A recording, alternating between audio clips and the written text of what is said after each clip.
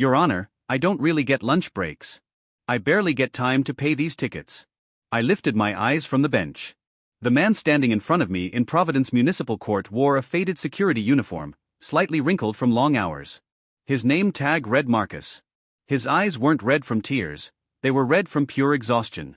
But before I could answer him, another voice sliced through the courtroom like a sharp blade. Can we move this along? I've got a tea time at noon. I slowly turned my head. A man in his late 30s stood near the back row of the gallery. He wore a tailored navy suit that easily cost a few $1,000s. The light reflected off his wristwatch, a Rolex.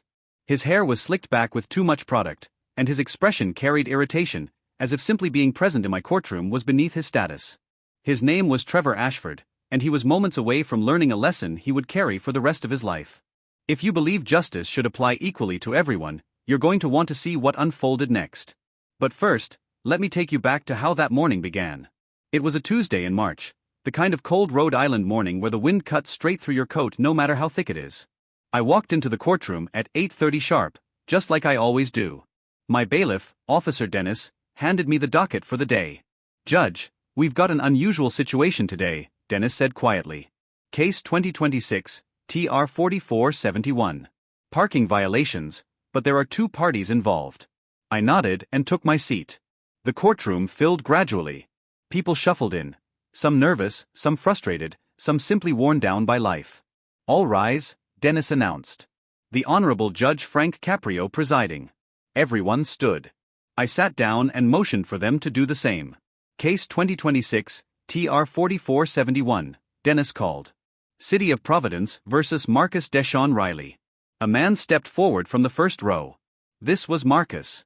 According to the file, he was 32 years old. African American, about 6 feet tall, but his shoulders slumped forward like he carried the weight of the world on them. His security uniform had a small tear near the pocket. His shoes were clean, but the heels were worn down from constant use. He held a manila folder overflowing with papers.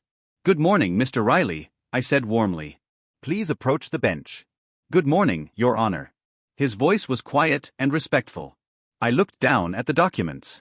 "I see here you've accumulated 17 parking tickets over the past 6 months. The total fine comes to $5,000. That's a substantial amount. Can you explain what's been happening?" Marcus shifted uncomfortably. He glanced down at the folder in his hands. "Your Honor, I work 3 jobs. I'm a single father. I've got 3 kids, 9, 7, and 4. Their mother passed away 2 years ago. Cancer." I felt my chest tighten. I've heard thousands of stories in this courtroom, but some reach deeper than others. "I'm very sorry for your loss," I said gently. "Tell me about the tickets." "I work hospital security from midnight until 8 a.m. Then I drive for a delivery company from 9 until 3. After that I work the warehouse loading dock from 4 until 10 at night." He paused, his voice cracking slightly. "The tickets are from when I park near my kids' school. I drop them off. I pick them up. The spaces are metered. Sometimes I don't have quarters. Sometimes I'm running late from one job to the next, and I just need to make sure they get inside safely." "What about lunch breaks?" I asked. "When do you eat?" "I don't really take lunch breaks, Your Honor. I eat in my car between jobs. Mostly protein bars. Sometimes my daughter makes me a sandwich." The courtroom fell silent. You could hear people breathing. That's when Trevor Ashford spoke again. "Jesus, are we doing therapy or traffic court here?" My head snapped toward him. Every person in the gallery turned to stare. Trevor stood there with his arms folded, his face full of contempt. "Excuse me, sir," I said calmly. "You'll have your opportunity to speak. Right now I'm addressing Mr. Riley." Trevor actually rolled his eyes. "In my courtroom. Sir, what is your name?" I asked. "Trevor Ashford. I'm here because this guy," he pointed at Marcus, "apparently gets priority over people who actually contribute to society." I felt my jaw tighten. I took a slow breath. "Mr. Ashford, I'm going to ask you once to sit down and wait your turn. If you interrupt again, we'll be having a very different conversation." Trevor smirked, but he sat down. He pulled out his phone and started scrolling. I turned back to Marcus. "Mr. Riley, I appreciate you coming today. I want to understand your situation completely. Do you have documentation of your work schedule?" Marcus opened the folder. His hands trembled slightly. He pulled out 3 different schedules printed on different colored sheets. I brought everything, Your Honor. My pay stubs too, and my kid's school schedule, and the hospital bills for my wife's treatment. I'm still paying those. Officer Dennis handed me the papers. I reviewed them carefully. The numbers were harsh. Marcus earned about $14 an hour at the hospital, $16 with the delivery company, $15 at the warehouse. Nearly 90 hours a week. After taxes, maybe $45,000 a year. The medical bills alone were $70,000. Your Honor, if I may, Marcus said softly. I'm not trying to make excuses. I know I broke the law. I need to be there for my kids. They already lost their mom. I can't let them lose their routine too. School is the only stable thing they've got. Before I could respond, Trevor's voice boomed again from the back. Oh please. Everybody has a sob story. I pay my tickets. Why can't he? This time I stood up. Mr. Ashford, approach the bench. Now. Trevor walked forward slowly, with a swagger like he owned the building. When he got close, I could smell expensive cologne, the kind that comes in a dark glass bottle with a foreign label. Mr. Ashford, why exactly are you in my courtroom today? I asked. I filed a complaint, Trevor said, gesturing toward Marcus without looking at him. This guy's van was parked in a residence-only spot outside my condo for 3 days straight. I had to park 2 blocks away. Do you know what I pay for that space? $200 a month. I checked the file. It was all there. Trevor hadn't just reported the vehicle. He'd called police twice and filed a formal city complaint. He included photos with timestamps from multiple angles. Mr. Ashford, I see you went to considerable effort documenting this, I said. Damn right I did. People think rules don't apply to them. Well, I'm here to make sure they do. I looked at Marcus. Mr. Riley, is this accurate? Was your van parked in a residence-only space? Marcus nodded, his face flushed with embarrassment. Yes, Your Honor. My van broke down. Transmission failed. I couldn't afford a tow right away. I was saving money. It was only supposed to stay there 2 days, but the repair shop couldn't get me in. I left a note with my phone number on the windshield. I plan to move it as soon as possible. Your Honor, I don't care about his excuses, Trevor interrupted. Rules are rules. He needs to pay everything. All $5,000. Plus my complaint should add more penalties. I raised my hand. Mr. Ashford, I haven't made any ruling yet. You will wait your turn. Trevor sighed dramatically and glanced at his watch. Fine. But I have places to be. I sat back down and looked at both men. 2 people. Same courtroom. Completely different worlds. Mr. Riley, I need to understand something, I said. These 17 tickets, they're all from the same school zone, same time windows. Morning drop-off and afternoon pickup. Yes, Your Honor. Why not park further away and walk? Marcus's voice dropped almost to a whisper. My youngest, Jamie, he has asthma. Severe asthma. If I park too far and he walks in the cold, sometimes he has an attack. I keep his inhaler in my pocket, but I just want to get him close to the door. Keep him safe. Trevor laughed. Actually laughed out loud. Oh come on. Now the kid has asthma? What's next? A dead puppy story too. That was the moment. I felt something shift inside my chest. The entire courtroom gasped. Someone whispered, oh no he didn't. I stared at Trevor Ashford for 10 full seconds. I didn't blink. I didn't move. The room was so quiet I could hear the wall clock ticking. Then murmurs spread through the gallery. Someone said, that's out of line. Another voice said, he's finished. I raised my hand and silence returned instantly. Mr. Ashford, I said slowly, did you just mock this man's child's medical condition? Trevor shrugged. I'm just saying it's convenient. Everyone has an excuse. I leaned forward. My voice stayed calm, but it carried ice. Trevor, let me ask you something. What do you do for a living? I'm a financial consultant. I manage investment portfolios for high net worth clients. And how much do you earn annually? I don't see how that's relevant. Answer the question. Trevor hesitated.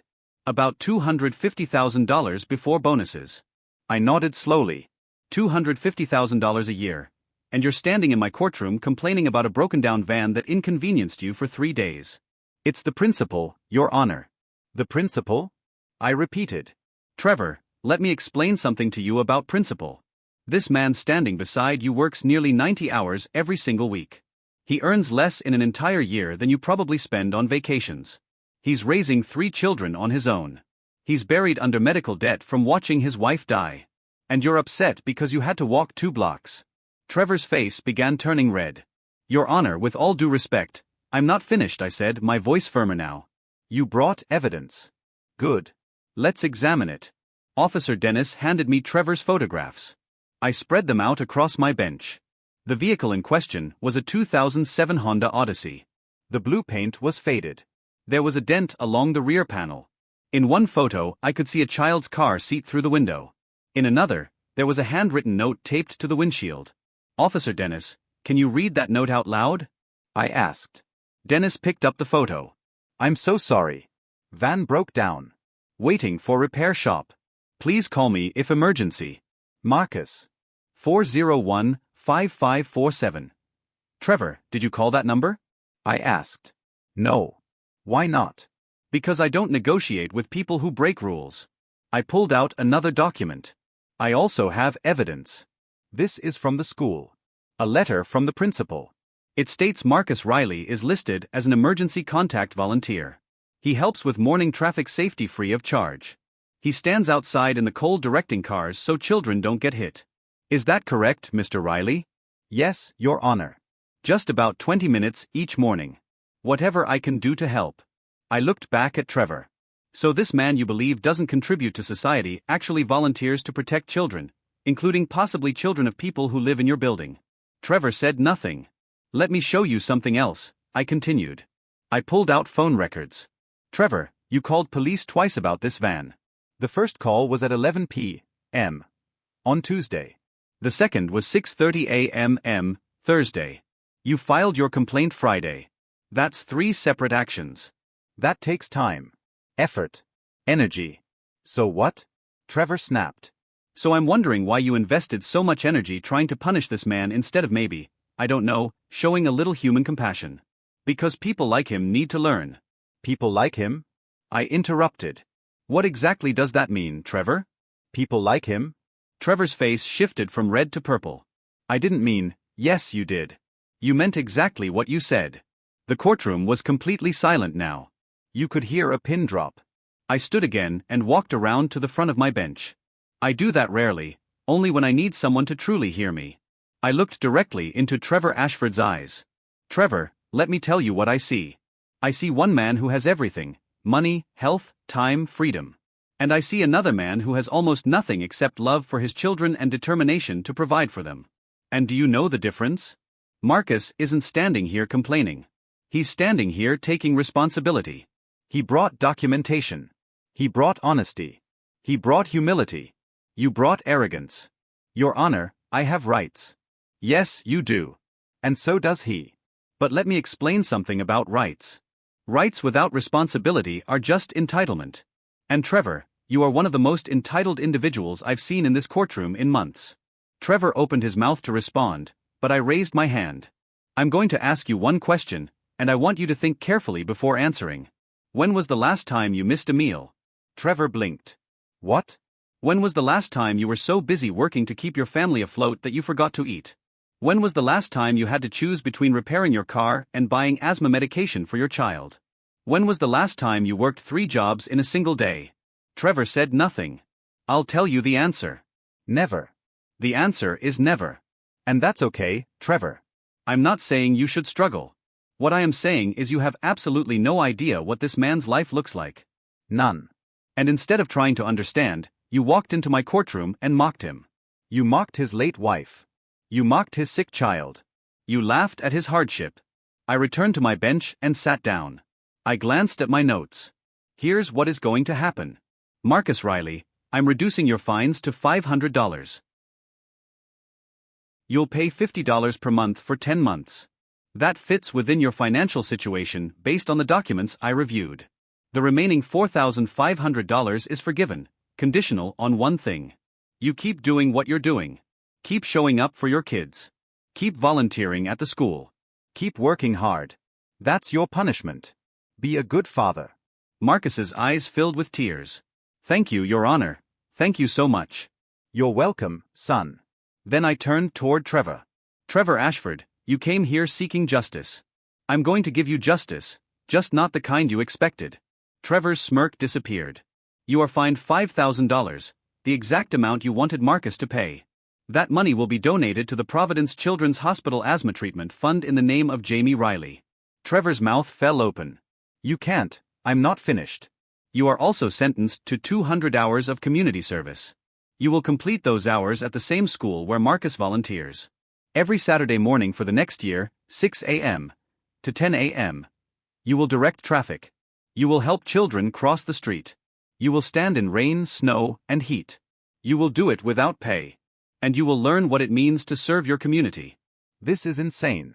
Trevor shouted. I'm still not finished. You will also write a handwritten apology letter to Marcus Riley, minimum 2 pages. You will explain what you learned. Officer Dennis will review it. If it lacks sincerity, you will write it again. I'm not doing any of that. Trevor was yelling now. His face was bright red. Spit flew from his mouth. Then you will also be held in contempt of court. Officer Dennis, please approach. Dennis walked toward Trevor. Trevor stepped backward. You can't arrest me. Do you know who my father is? Do you know what firm I work for? I'll have your job. Trevor Ashford, you are in contempt. You will spend 48 hours in custody. After that, you will return to my courtroom.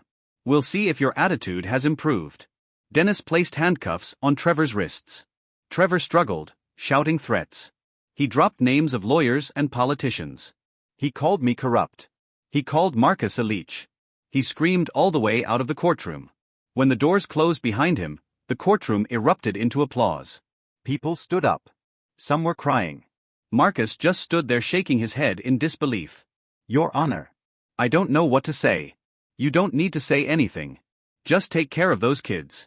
That's all I ask. I will. I promise. Marcus walked out of the courtroom with his head held a little higher. 3 months later, I received an update. Trevor Ashford completed all 200 hours of community service. Every single hour. The school principal sent me a letter. She said Trevor was angry at first, quiet, resentful. But gradually something changed. He started arriving early. He learned the children's names. He bought his own reflective safety vest. On his last day, one of the kids handed him a drawing. It showed Trevor holding a stop sign with a big smile. The child wrote, "Thank you for keeping us safe." Trevor framed it. He also paid the $5,000. And he wrote the apology letter, 3 pages long. He didn't just apologize. He thanked Marcus. He said watching Marcus work 3 jobs while still volunteering made him realize he'd been living inside a bubble. He admitted he'd never considered what others go through. He said he was ashamed. Marcus called me a week later. He said Trevor had offered to pay for his van repair, $700, no strings attached. Marcus cried on the phone.